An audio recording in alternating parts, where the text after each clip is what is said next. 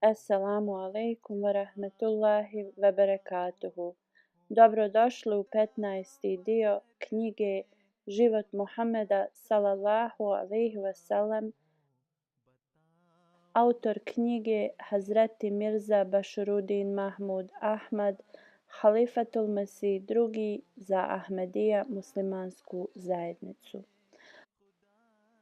Ovaj dio započinjemo sa pričom ispunjenje poslanikove vizije. 7. godine poslije hidžre, tačnije u februaru 629.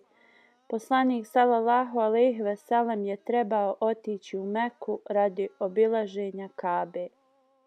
Mekanske vođe su pristale na to. Kad je došlo vrijeme da poslanik sallallahu alejhi ve sellem ode, okupio je 2000 sljedbenika i krenuo u pravcu Meke. Kad je stigao do Mar az-Zahrana, mjesto za odmor blizu Meke, naredio je svojim sljedbenicima da odlože ratnu opremu. Ona je skupljena na jedno mjesto. U strogoj saglasnosti s uvjetima ugovora na Hudejbiji, poslanik sallallahu alejhi ve sellem i njegovi sljedbenici su ušli u časni hram, noseći samo sablje u koricama. Povratak u Meku poslije 7-godišnjeg odsustva nije bila obična stvar za 2000 osoba koji su ponovo ušli u Meku. Oni su pamtili muke kojima su bili podvrgnuti tokom boravka u Meki. U isto vrijeme vidjeli su kako je Bog bio milostiv prema njima, te im je dozvolio da dođu natrag i u miru obave tavaf Kabe. Oni su bili jednako i ljuti i veseli. Ljudi Meke su izašli iz svojih kuća i postavili se na uzvišice da vide muslimane. Muslimani su bili puni oduševljenja i ponosa. Željeli su reći Mekanlijama da su se sva obećanja koja im je Bog dao obistinila. Abdullah bin Ravaha počeo je pjevati ratne pjesme, ali ga je poslanik sallallahu alejhi ve sellem zaustavio govoreći: nema ratnih pjesama, samo reci nema drugog Boga osim Allaha. To je Bog koji je pomogao poslaniku i uzdigao vjernike od poniženja do časti i koji je otjerao neprijatelje. Poslije tavafa oko Kabe i trčanja između brda Safa i Marva, poslanik i njegovi drugovi su ostali u Meki 3 dana. Abbas je imao svastiku udovicu Majmunu i predložio je poslaniku sallallahu alejhi ve sellem da je oženi. Poslanik sallallahu alejhi ve sellem se složio. 4. dana Mekanlije su zahtijevali povlačenje muslimana. Poslanik sallallahu alejhi ve sellem je naredio povlačenje i tražio od svojih sljedbenika da krenu natrag za Medinu. On je tako strogo provodio ugovor i tako je bio pažljiv u poštivanju osjećanja Mekanlija da je svoju tek vjenčanu ženu ostavio u Meki. Uredio je da mu se pridruži sa dijelom karavana koji je nosio lične stvari hodočasnika. Poslanik sallallahu alejhi ve sellem je uzjahao na svoju kamilu i uskoro je izašao izvan granica časnog hrama. Preko noći je poslanik sallallahu alejhi ve sellem logorovao na mjestu zvanom Sarif i tu mu se njegovom šatoru pridružila Majmuna.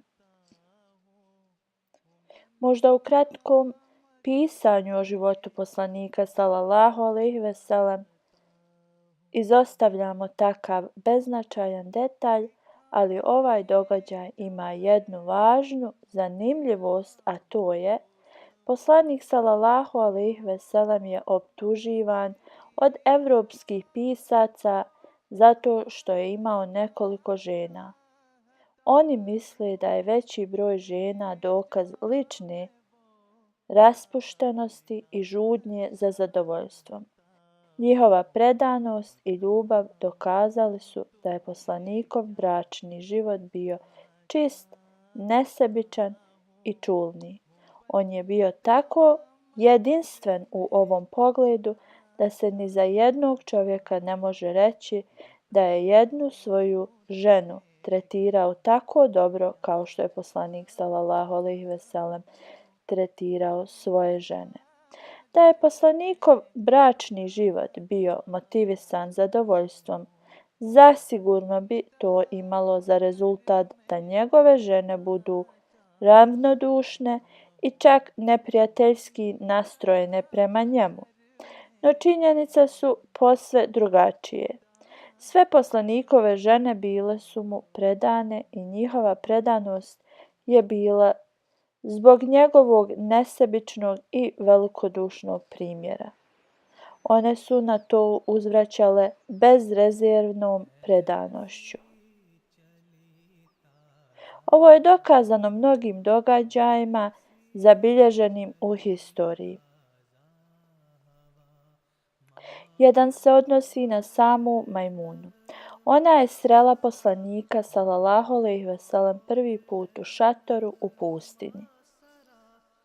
Da su njegovi bračni odnosi bili tjelesni, da je poslanik sallallahu alejhi ve sellem više volio pojedine žene u odnosu na druge zbog njegovog fizičkog šarma, Majmuna ne bi svoj prvi susret poslanikom sallallahu alejhi ve sellem njegovala kao veličanstveno sjećanje.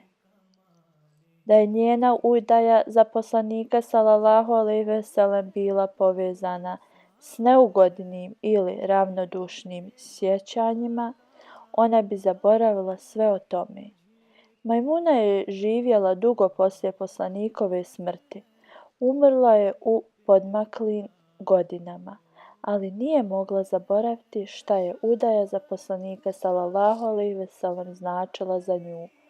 Uoči njene smrti u 80. godini, kad se zadovoljstvo tjelesnog užitka zaboravi, kad samo stvari trajne vrijednosti i vrline taknu srce, ona je tražila da bude zakopana na udaljenosti od jednog dana puta za Meku, na mjestu gdje je upravo poslanik sallallahu alejhi ve sellem logorovao u povratku za Medinu i gdje ga je prvi put srela poslije udaje. Svijet zna mnoge priče o ljubavi, i stvarne i izmišljene, ali ne mnoge koje su dodirljive od ove. Uskoro poslije ovog historijskog tavafa oko Kabe, dva slavna neprijateljska generala pristupili su islamu. Oni su se dokazali slavnim generalima islama. Jedan je bio Halid bin Walid, čije su nadrednosti i hrabrosti uzdrmale Rimsku imperiju do njenih temelja i pod čijim su zapovjedničkim vrlinama muslimani svojoj imperiji dodavali jednu zemlju za drugom. Drugi je bio Amr bin al-As, osvajač Egipta.